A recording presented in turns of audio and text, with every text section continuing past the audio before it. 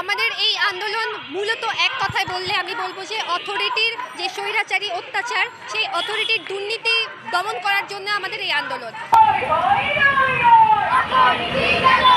একটা মেডিকেল কলেজের 100 জন স্টুডেন্ট থেকে যদি 30 জন স্টুডেন্ট ফাইনাল প্রফে যায় তাহলে সেই মেডিকেলের কোন সিস্টেমটা দায়ী এই 30 জনকে শুধু নিয়ে গেল? একটা হসপিটালে আপনাকে পেশেন্ট দিবে কে? Hospital, right? কিন্তু আমাদের এখানে পেশেন্ট ফ্লোটা সেটা খুবই, কারণে আমাদের নিজেদের পেশেন্ট আনতে হয়। শুরু থেকে এই পর্যন্ত 14-15 বছর ধরে তারা পেপারসের সিস্টেমেটিক জালিয়াতির মাধ্যমে মানুষকে প্রতারণার শিকার করছে। এখানে ভর্তি হই তখন আমাদের বলা হয় আমাদের দিতে হবে 8,000 টাকা, সেখানে তারা বলতেছে আমাদের 10,500 টাকা দিতে হবে। একটা ব্যাচের অর্ধেক স্টুডেন্টকে কিভাবে তারা আটকায় রাখে, এটা কিন্তু একটা যৌক্তিক প্রশ্ন যে এটাকে কোনোভাবেই ফিল্টারিং করা যায় না। আমাদের মেডিকেলে একটা সুন্দর সিস্টেম তারা করে রাখছেন, সেটা হচ্ছে ফিল্টারিং সিস্টেম। তারা যেটা বলেন যে শুধু মেধাবীরাই প্রফ অবধি যাবে, তাহলে এটা কি আমাদের বোঝার কথা নয় যে হচ্ছে কোন সিস্টেমের জন্য আমাদের এখানে ম্যাক্সিমাম স্টুডেন্ট সাপ্লির ঘরে যাচ্ছে? কেন যাচ্ছে এটা? তাহলে কোন সিস্টেমটাকে পিউরিফাই করা দরকার আমাদের? ভর্তির সময় এক ধরনের কমিটমেন্ট দেয় এবং ভর্তির পরে আমরা আসলে ভিন্ন চিত্র দেখতে পাই। আমরা ইন্টার্নরা পেশেন্ট দেখি, আপনি পৃথিবীর কোথাও দেখবেন না যে আপনি পেশেন্ট দেখছে ডাক্তাররা, কিন্তু ডাক্তাররা কোনো ভাতা পাচ্ছে না। আমাদেরকে 1 টাকা ভাতাও দেওয়া হয় না।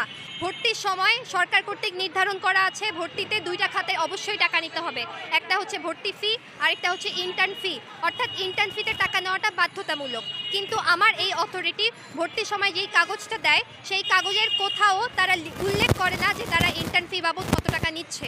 তারা শুধুমাত্র ভর্তি ফি বলে সমস্ত টাকাটা ওখানে ইনক্লুড করে, কিন্তু কখনোই 8 লক্ষ, 10 লক্ষ, 14 লক্ষ টাকা ভর্তি ফি বাবদ হতে পারে না নিশ্চয়ই। কোনো নোটিশ এবং মানি রিসিট ছাড়া তারা লেনদেন করে। বিএমডিসির নিয়ম করা আছে যে কোনো টাকা ক্যাশে লেনদেন হওয়া যাবে না, কিন্তু তারা সম্পূর্ণ লেনদেনটা ক্যাশের মাধ্যমে করে। তারা কোনো ব্যাংকের মাধ্যমে ভর্তির টাকা বলেন, কোনো লেনদেন বলেন করে না। একটা হসপিটালে আপনাকে পেশেন্ট দিবে কে? Hospital, right?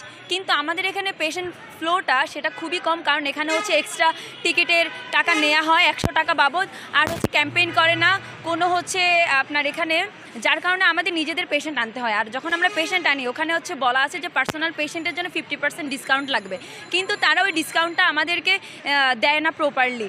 ইভেন হচ্ছে সে আমাকে হসপিটাল থেকে আমাকে প্রোভাইড করার কথা, কিন্তু এখন আমি নিজে খুঁজে আমার ফ্যামিলি তো ঢাকা বসে নাই, বা আমি তো পেশেন্ট নিয়ে এখানে বসি নাই যে আমি নিজ থেকে পেশেন্ট আনতে হবে। ইভেন আমার ওপিডিতে আমি যদি বলি, ওপিডি কাজ করতে গেলে আমার ওপিডিতে হচ্ছে আপনার অনেক ইনস্ট্রুমেন্ট নাই যেগুলো খুবই পুরনো।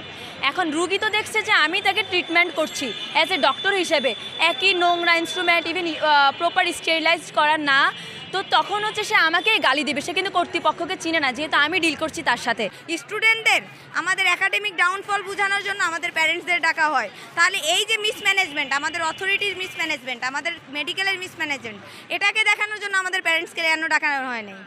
আমরা একাডেমিক ডাউনফল শুধু আপনারা দেখাবেন প্যারেন্টসকে, আমরা কি করতেছি? আমরা একদিন এসি নষ্ট হওয়ার জন্য ক্লাস থেকে বের হয়ে গেলাম, সেজন্য আমাদের প্যারেন্টসকে ডাকানো হবে। প্যারেন্টসকে সেই দরখাস্ত লিখে, অ্যাপ্লিকেশন লিখে সেটা জমা দিতে হবে। কেন দরকার এটা? যদি এটার যৌক্তিকতা থাকে তাহলে আমাদের যে এই সমস্যাগুলো সেগুলোও আপনারা প্যারেন্টসকে দেখান। রাত 3টার সময় মেসেজ দিয়ে আপনারা বাবা মাকে কী বুঝাইতে চান? এত রাত্রে কোন বাবা মা আপনার সুস্থ মস্তিষ্কে আপনার কথাটা শুনবে? আপনারা এখানে ডাকেন বাবা মাকে, ডাকায় আপনাদের মিসম্যানেজমেন্টগুলো দেখান। আমাদের কি হচ্ছে না হচ্ছে সেটা যদি আমাদের বাবা মাকে জানাইতে পারেন। আপনাদের মেডিকেলের এত সমস্যা, আপনারা তো এটাও দেখেন। যারা অথরিটির কাছে রিকোয়েস্ট যে এই ধরনের মিসপ্রচার করা বন্ধ করো। আমার এখানে হচ্ছে আমরা তাদেরকে আমাদের দাবি দেওয়ার মধ্যে বলেছিলাম যে অটোক্লেভ মেশিন, তারপরে হচ্ছে আপনার অ্যাপেক্স লোকেটর, তারপরে অ্যান্টোমোটর, এগুলো আনার জন্য। তারা কিন্তু আমাদের এখানে প্রপার হচ্ছে আপনার একটা অটোক্লেভ মেশিন না, হট এয়ার ওভেন হচ্ছে মেবি একটা আছে, আমি জানি না আদৌ এটা ঠিক আছে কিনা। ইভেন হচ্ছে আমাদের বিভিন্ন ডেন্টাল বার লাগে, ওই বারগুলো অনেক পুরনো। ইভেন স্কেলিং করার জন্য হচ্ছে যে আল্ট্রাসনিক যে স্কেলারটা, ওটাও এখানে ইউজ করা হয় না, হ্যান্ড স্কেলার ইউজ করা হয়, যেটা আমার মনে হয় না কেউ এখন হ্যান্ড স্কেলার দিয়ে স্কেলিং করে। ওপিডিতে যেই সুবিধাগুলো পাবো সেগুলো থেকে টোটালি আমাকে বঞ্চিত করা হচ্ছে। আর এখানে বলে রাখা ভালো, এখানে এত বছর ধরে এত স্টুডেন্ট আছে, তারা কখনোই তাদের সমস্যাগুলো অথরিটির কাছে বলতে পারে নাই, কারণ আমাদের অথরিটি কখনো আমাদের সামনে আসেই নাই। আজকে আমাদের এত বড় আন্দোলন কখনো হতোই না যদি অথরিটি আমাদের সাথে বসে এই জিনিসগুলো দফা রফা করে ফেলতো। ফার্স্ট ইয়ার হিসেবে আমরা এখানে আশা করি যে আমরা এখানে একটা ভালো সুষ্ঠু ক্যাম্পাস পাবো, কিন্তু আমরা এসেই দেখলাম যে টয়লেটের সামনে, এই টয়লেট থেকে 2 পা ফেলেই ঠিক ক্যান্টিন রাখা হচ্ছে। তাও ক্যান্টিনের মধ্যে বিক্রি করছে কি সিঙ্গারা, সমুচা, পুরি এগুলো।